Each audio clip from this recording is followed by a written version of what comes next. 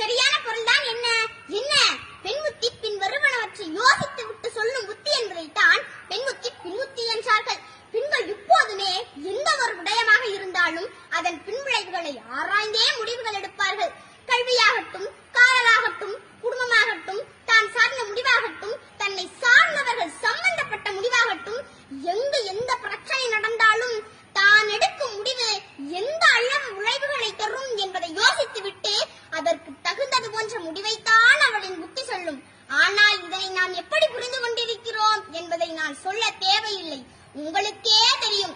பெண்களை உயர்த்தி சொல்லப்பட்ட ஒரு பழமொழியை தவறாக புரிந்து கொண்டு பேதமை என்பது மாதற்கு அணிதலம், அறியாமை தான் பெண்ணுக்கு அழகு என்று தவறாக புரிந்து கொண்டிருக்கிறோம். அதைத்தான் ஒரு ஆன்மீக கதை ஒன்று அழகாக சொல்லுகிறது. அசோகவனத்தில் சீதை இருக்கும் பொழுது அங்கிருந்த அரகிகளிடம் தப்பித்து வருவதற்கு சீதையால் முடியாமல் அல்ல. ஆனாலும் அனுமன் அங்கு சென்று நான் உன்னை தூக்கி கொண்டு ராமனிடம் ஒப்படைக்கிறேன் என்று கூறிய போது சீதை கூறிய பதிலில் இருந்து இந்த பழமொழிக்கு உண்மையான பொருளை நாம் அழகாக தெரிந்து கொள்ளலாம். எப்படின்னு பாருங்க.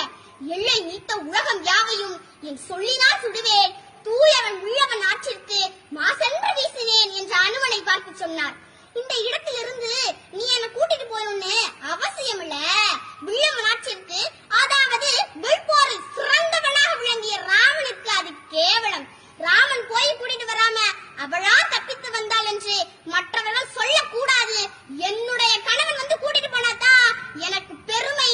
ஆகவே வில்லவன் ஆற்றிற்கு மாசு விளைவிக்க விரும்பவில்லை என்று சொன்னார்.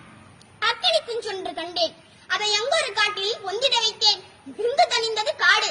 ஆம், பெண்களின் புத்தியும் அக்கினி குஞ்சுதான்.